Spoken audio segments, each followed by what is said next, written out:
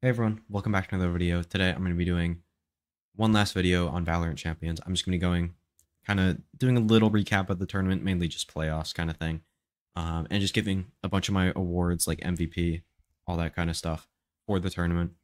If you guys enjoy, make sure to leave a like, subscribe, all that kind of stuff. Let me know who you guys would have picked for each award.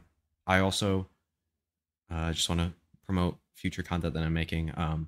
I'm going to be doing a whole season awards list, including like MVP, Coach of the Year, MVPs for each region specifically. So make sure to stay tuned for that.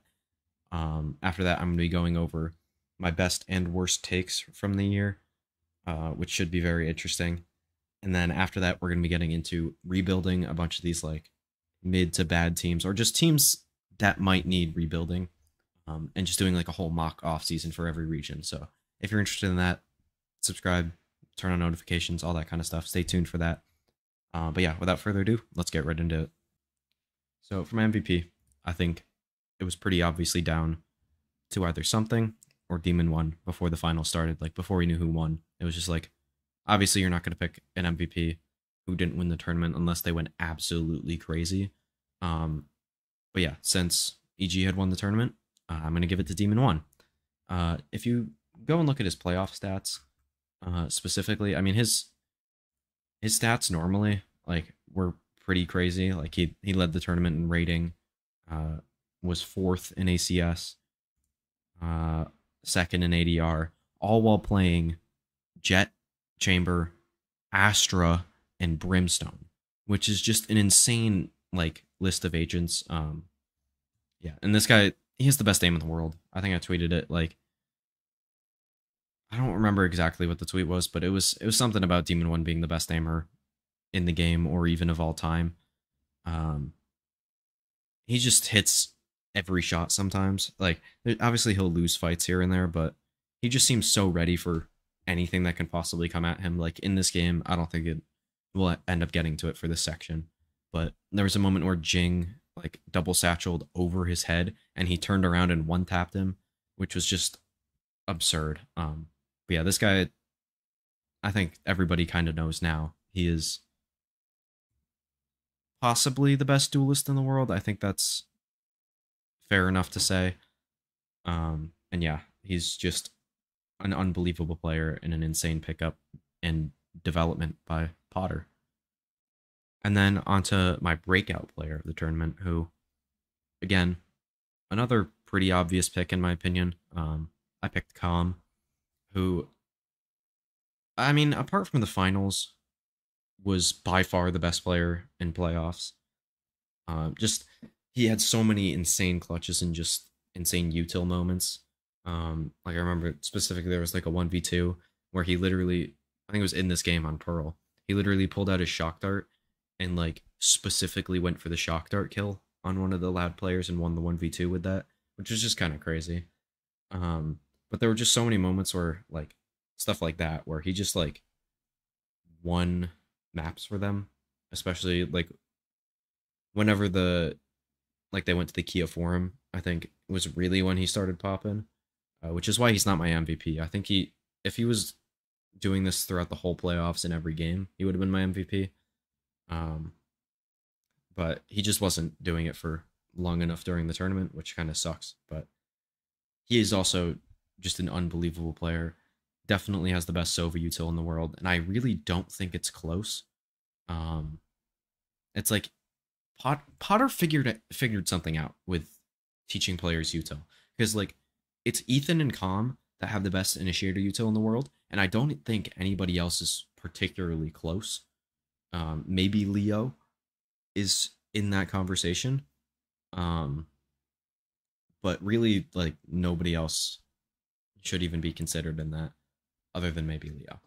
Um, like I don't know, there was just so many times where Calm like late wrapped during a clutch and they just didn't expect him to do it.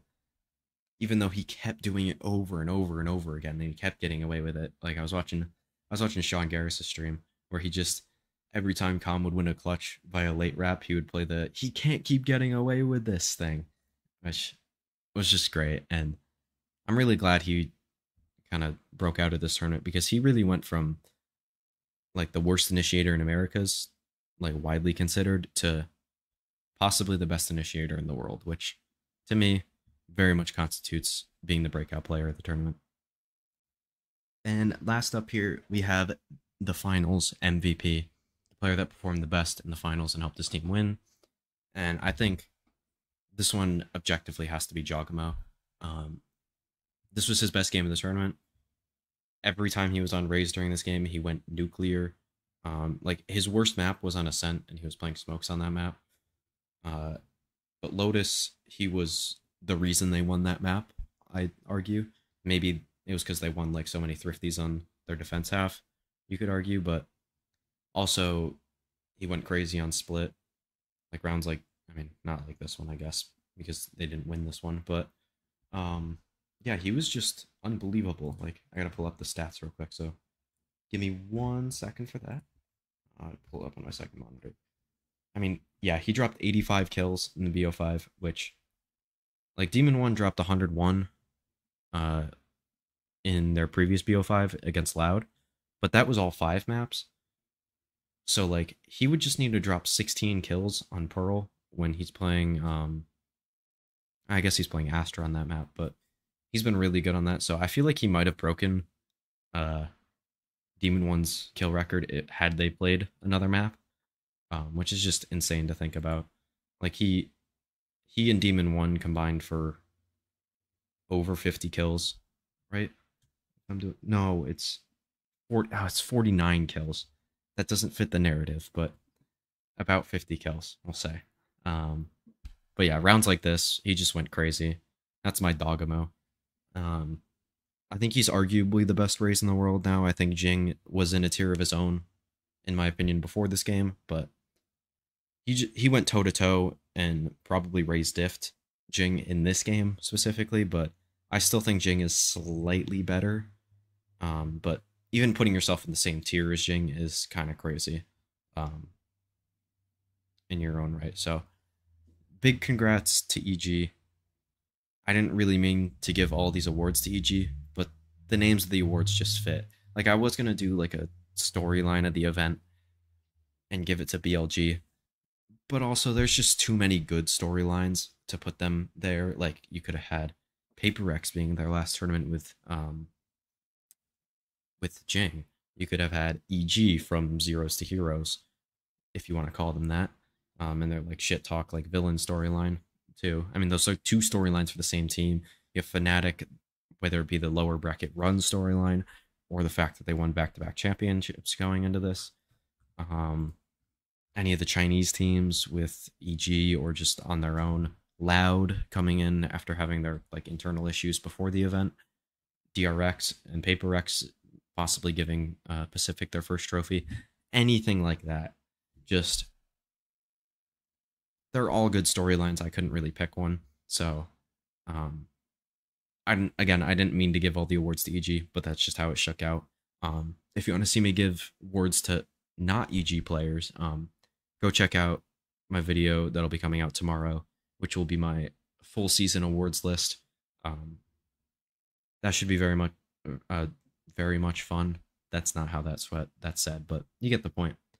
And yeah, with that, that's it for the video. Make sure to leave a like, subscribe if you enjoyed. Stay tuned for all the content that I mentioned in the intro. And yeah, I'll see you guys in the next one. Peace.